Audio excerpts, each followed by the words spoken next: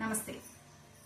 ఈరోజు వీడియోలో ఒలింపిక్స్ గురించి కొన్ని ఇంపార్టెంట్ విషయాలు ఏంటో తెలుసుకుందాం. ఫస్ట్ ఒలింపిక్స్ ఎక్కడ స్టార్ట్ అయిందో మీకు తెలుసా? అది గ్రీస్ దేశంలో స్టార్ట్ అయింది. ఇవి కేవలం 5 నుంచి 6 రోజులు మాత్రమే ఈ ఒలింపిక్స్ లో కేవలం గ్రీస్ దేశానికి సంబంధించిన పురుషులు మాత్రమే పాల్గొన్నారు. 393 ADలో రోమన్ ఎంపరర్ థియోడోసియస్ అనే ఆయన ఈ ఒలింపిక్స్ ని బ్యాన్ చేశారు. ఆ తర్వాత ఒలింపిక్స్ 1896 సంవత్సరంలో మోడర్న్ ఒలింపిక్స్ అనే పేరుతో తిరిగి ప్రారంభించబడ్డాయి. ఇక ఒలింపిక్స్ లోగో విషయానికి వస్తే ఈ ఒలింపిక్స్ లోగోలో 5 రింగ్స్ కలిగి ఉంటాయి.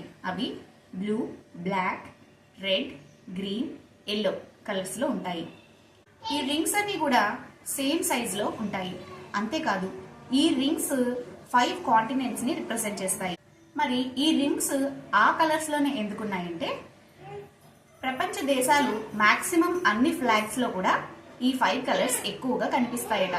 ఇక ఈ రింగ్స్ కి వెనకాల బ్యాక్గ్రౌండ్ లో వైట్ కలర్ ఉంటుంది. ఈ వైట్ కలర్ పీస్ అండ్ ప్యూరిటీని రిప్రజెంట్ చేస్తుంది. ఇండియా విషయానికి వస్తే ఇండియా ఫస్ట్ టైం ఒలింపిక్స్ లో 1900 లో పార్టిసిపేట్ చేసింది. కేవలం ఒక్క అథ్లెటిక్ తో మాత్రమే ఇండియా ఒలింపిక్స్ కి వెళ్ళింది. ఆ సంవత్సరంలో ఇండియాకి ఫస్ట్ ఒలింపిక్ మెడల్ 1928 లో వచ్చింది. కసాభా దాదాసాహెబ్ జాధవ్ అనే ఆయన రెస్లింగ్ విభాగంలో బ్రాంజ్ మెడల్ సంపాదించారు. ఇక ఇండియాకి ఫస్ట్ గోల్డ్ మెడల్ 1928 లో మెన్స్ హాకీ విభాగంలో టీమ్ కి లభించింది. ఇప్పటి వరకు ఇండియాకి ఒలింపిక్స్ లో 35 మెడల్స్ వచ్చాయి. వాటిలో 10 gold medals, 9 silver medals, 16 bronze medals వచ్చాయి. ఇక అభినవ్ బింద్రా గారు షూటింగ్ విభాగంలో ఫస్ట్ గోల్డ్ మెడల్ ని సంపాదించారు. ఇక 2020 టోక్యో ఒలింపిక్స్ లో ఇండియాకి 7 మెడల్స్ వస్తే దానిలో ఒకటి గోల్డ్ మెడల్ కూడా ఉంది. ఈ సంవత్సరం అంటే 2024 ఒలింపిక్స్ ఫ్రాన్స్ దేశంలో పారిస్ నగరంలో జరుగుతున్నాయి. ఈ ఒలింపిక్స్ జూలై 24 నుంచి ఆగస్ట్ 11 వరకు జరగబోతున్నాయి. ఇక ఈ ఒలింపిక్స్ కి ఓపెనింగ్ సెరమనీ జూలై 26 ఈవినింగ్ 7:30కి స్టార్ట్ అవుతుంది.